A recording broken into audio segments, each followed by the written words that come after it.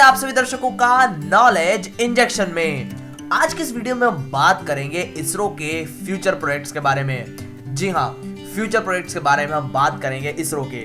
तो यहाँ पर सबसे पहली चीज तो ये है कि ISRO one of the most successful space agencies है पूरे वर्ल्ड में। आप चाहे नासा को देखो, रशिया के रोसकॉमोस को देखो, या फिर जापान के जाक्सा, काफी सारे जो मिशन होते हैं ना वो फेल हो जाते हैं। लेकिन इसरो के मामले में शायद ऐसे कोई मिशन हैं रिसेंटली अगर हम चंद्रयान 2 को हटा दें तो कोई फेल हुआ हो। और इसरो के बारे में जो सबसे खास बात है ना वो है इनका लिमिटेड बजट। यार इसरो इतने ज्यादा लिमिटेड बजट में इतने हाई प्रोफाइल प्रोजेक्ट्स को अंजाम देती है कि शायद दुनिया में ऐसा कोई ना अभी तक कर पाया है और ना ही फ्यूचर में कोई कर पाएगा। आपको जान के हैरानी होगी, शायद काफी लोगों को पता भी होगा कि 400 मिलियन यूएस डॉलर्स में हमने जो मार्स मिशन करा था यानी कि मंगलयान 1, उतने पैसे में नासा एक आम सैटेलाइट भी स्पेस में नहीं भेज पाती। यार ये तो हो गई इसरो की थोड़ी तारीफ, लेकिन अब बात करते हैं कि इसरो के जो फ्यूचर प्रोजेक्ट्स हैं खासतौर पे 2030 तक के वो किस प्रकार के हैं। तो यहाँ पर सबसे पहला जो नाम आता है ना वो है चंद्रयान 3 का। चंद्रयान 2 पे हम सभी का दिल बहुत ज्यादा टूटा था। हम मोस्ट प्रोबेबली वो पहला ऐसा प्रोजेक्ट था चंद्रयान 2 जहां पर काफी सारे ऐसे लोगों ने जिनको साइंस में इंटरेस्ट नहीं था उन लोग ने भी रात को 2 से 3 बजे तक जग के जो पूरा लॉन्च इवेंट था वो देखा था। मतलब जो लैंडिंग थी वो देखी थी। और कहीं ना कहीं चंद्रयान 2 इंडिया के जो नॉर्मल सेंटिमेंट्स हैं उनसे काफी ज्यादा अटैच भी था, क्योंकि इसकी जो मार्केटिंग थी ना वो भी मीडिया ने काफी बेहतरीन तरीके से की थी। और वास्तव में एक रोवर को दुनिया के बाहर भेजना, चांद के साउथ पोल पे जहां पर आज तक कोई गया ही नहीं है, वहां पर एक रोवर को भेजना वास्तव में बहुत बड़ा अचीवमेंट होता। लेकिन क्या करें, कुछ ना कुछ कीड़ों की नजर लग गई शायद। लेकिन इस बार जो है ना चंद्रयान 3 काफी ज्यादा एम्बिशियस प्रोजेक्ट होने के साथ साथ हमारी नाक का सवाल है, क्योंकि यहाँ पर चंद्रयान 3 एग्जैक्टली चंद्रयान 2 की तरह होगा। हालांकि जहां पर चंद्रयान 2 में एक रोवर के साथ सैटेलाइट जिसको ऑर्बिटर भी कहा जाता है वो भी भेजी गई थी, लेकिन चंद्रयान 3 मिशन में सिर्फ रोवर भेजा जाएगा और ये टोटली रोवर सेंट्रिक मिशन होगा जहां पर एक रोवर को ही भेजा जाएगा, ना कि कोई सैटेलाइट। अब इसके अलावा चंद्रयान 3 में सबसे खास बात ये होगी कि चंद्रयान 2 में जो हार्ड लैंडिंग की समस्या आई थी कि जो वो समस्या भी इसमें नहीं आएगी, क्योंकि इसरो द्वारा ये बात स्पेसिफाई कर दी गई है कि चंद्रयान 3 में जो हार्ड लैंडिंग है उसकी भी कैपेबिलिटी दी जाएगी, यानी कि जो रोवर है उसको इतना मजबूत बनाया जाएगा कि काफी आसानी से हार्ड लैंडिंग भी अगर होती है। इनफैक्ट कुछ इसरो से रिलेटेड सोर्सेस का ये मानना है कि इसको इतना हार्ड बनाया जा रहा है कि अगर बहुत ज्यादा दूरी से भी ये हिट होता है तो भी ये ऑपरेशनल रहेगा, इसे काफी ज्यादा मजबूत बनाया जा रहा है। और इसके बाद जो दूसरा सबसे बड़ा मिशन आता है वो है मंगलयान 2। जी हाँ, मंगलयान 1 की सक्सेस के बाद जहां पर हमने सैटेलाइट को मार्स के ऑर्बिट में स्थापित किया था, यानी कि मार्स की कक्षा में स्थापित किया था, अब वहां पर हम एक रोवर भी भेजना चाहते हैं। अभी तक ये जो मिशन है सिर्फ नासा ही कर चुका है। रिसेंटली चाइना ने भी अपना एक मिशन मार्स पे लॉन्च करा है 2 से 3 महीने पहले, और फरवरी के महीने में ये भी लैंड करने वाला है। इसमें भी एक रोवर और सैटेलाइट दोनों मौजूद है। लेकिन यहाँ पर इंडिया का जो प्रोग्राम है ना काफी ज्यादा स्पेशल इसलिए होगा कि हम लोग को ऑलरेडी एक्सपीरियंस होगा चंद्रयान 3 में। अगर बाई चांस मैं एक बात बोलता ही नहीं हूँ, चंद्रयान 3 सक्सेसफुल होगा तभी जाकर जो मंगलयान 2 है उसको लॉन्च किया जाएगा, क्योंकि चंद्रयान 3 और मंगलयान 2 दोनों में ही सेम रोवर का कॉन्सेप्ट इस्तेमाल किया जाएगा। चाइना के पास फिलहाल इस तरह के रोवर्स को स्थापित करने का कोई एक्सपीरियंस नहीं है, लेकिन जब इंडिया का मंगलयान 2 होगा ना तब उस समय चंद्रयान 3 का जो एक्सपीरियंस है वो हमारे साथ होगा, किस तरीके से रोवर्स की लैंडिंग कराई जाती है। और दूसरी सबसे बड़ी बात, टाइमलाइन की अगर हम बात करें तो मैंने चंद्रयान 3 की भी एग्जैक्टली टाइमलाइन नहीं बताई। चंद्रयान 3 की जो टाइमलाइन है वो आपको बता देता हूँ कि अगले ही साल लॉन्च होने वाला है 2021 में।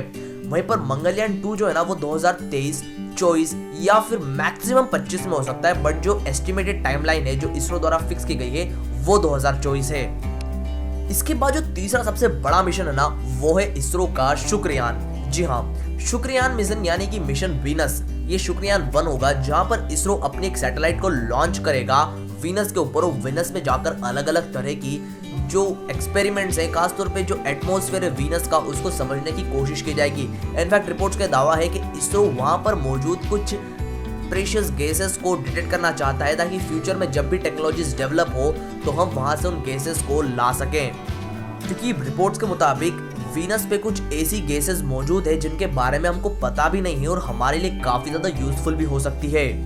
बढ़ते अगले सबसे बड़े मिशन की तरफ जो है गगनयान।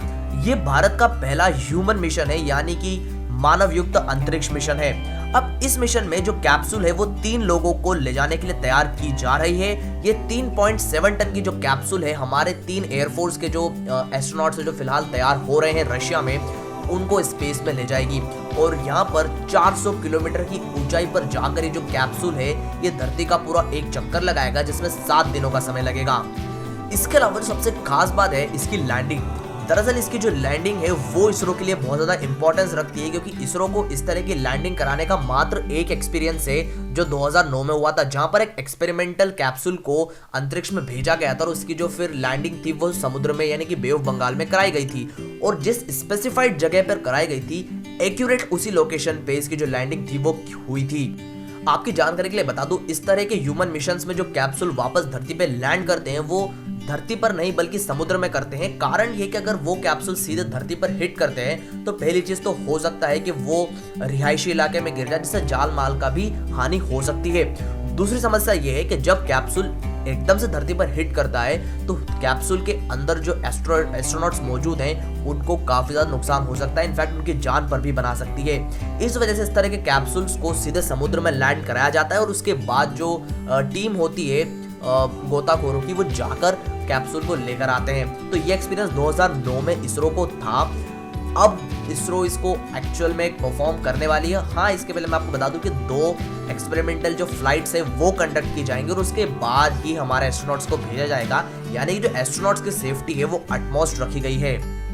अब बढ़ते हैं इसरो के सबसे ज्यादा एम्बिशियस और सबसे बड़े प्रोजेक्ट की तरफ, जो है इसरो का खुद का स्पेस स्टेशन। जी हाँ, इसरो अंतरिक्ष में अपना खुद का एक स्पेस स्टेशन स्थापित करना चाहता है, जो वास्तव में बहुत ही ज्यादा बड़ी बात है, क्योंकि दुनिया में जो इकलौता स्पेस स्टेशन है वो अमेरिका, रशिया, यूरोपियन यूनियन और काफी सारी अलग अलग कंट्रीज ने मिलकर स्थापित किया था और उसमें काफी भारी बजट भी आया था। लेकिन यहाँ पर इसरो खुद का एक छोटा 20 टन का स्पेस स्टेशन अंतरिक्ष में स्थापित करना चाहता है। टाइमलाइन की बात करें तो ये जो स्पेस स्टेशन है ना, ये ऑलमोस्ट गगनयान मिशन के 7 साल बाद का प्लान रखा गया है, यानी कि 2029-30 तक ये जो स्पेस स्टेशन है ना उसे अंतरिक्ष में स्थापित कर दिया जाएगा। अब सबसे बड़ी समस्या कि ये जो स्पेस स्टेशन में हमारे एस्ट्रोनॉट्स जाएंगे वो किस प्रकार से जाएंगे, तो इसके लिए इसरो जो है वो RLV यानी कि रीयूजेबल लॉन्च व्हीकल भी इस्तेमाल कर रही है, यानी कि इसकी टेस्टिंग फिलहाल चल रही है। इसके जो एक टेक्नोलॉजिकल डेमोन्स्ट्रेटर है उसका टेस्ट 2016 में किया गया था और 101% सक्सेसफुल रहा था। अब ये एक तरीके से जो यूनाइटेड स्टेट्स या कहे नासा का जो स्पेस शटल है उसकी तरह दिखने में है, लेकिन छोटा है, क्योंकि स्पेस शटल में ज्यादा लोगों को अकोमोडेट करने की जगह है, लेकिन हमारा स्पेस स्टेशन भी छोटा होगा और इस वजह से हमें ज्यादा एस्ट्रोनॉट्स को उसमें ले जाने की आवश्यकता नहीं पड़ेगी।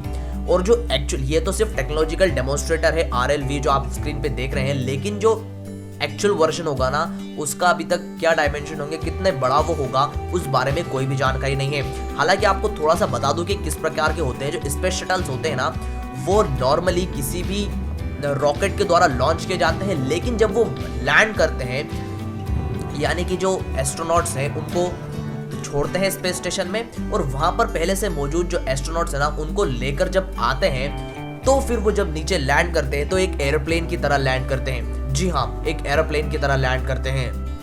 अब इस वजह से ना ये चीज काफी ज्यादा इंपॉर्टेंस हो जाती है, क्योंकि स्पेस स्टेशन बिना RLV के पॉसिबल नहीं है और बिना स्पेस स्टेशन के RLV भी पॉसिबल नहीं है। तो ये दोनों ही मिशन अलग अलग हैं, लेकिन ये एक दूसरे के लिए बने हैं। अब इसके अलावा जो इसरो का सबसे बड़ा कमर्शियली वायबल जो प्रोजेक्ट है वो है रीयूजेबल रॉकेट। जी हाँ, इसरो प्लान करता है एक रीयूजेबल रॉकेट बनाने का। अब यहाँ पर इस तरह का जो रॉकेट है ना वो एलन मस्क का जो SpaceX है अभी तक वो ही बना चुका है, लेकिन यहाँ पर इसरो का भी प्लान है कि इस तरह का जो रीयूजेबल रॉकेट है वो बनाया जाए ताकि हम एक ही रॉकेट से लगातार काफी सारे सैटेलाइट छोड़ सकें और वो वापस आकर भी लैंड कर जाए। अभी तक समस्या ये आती है कि हमें हर सैटेलाइट के लिए एक नया रॉकेट, जब भी कोई सैटेलाइट लॉन्च करनी होती है तो एक नया रॉकेट हम यूज करते हैं।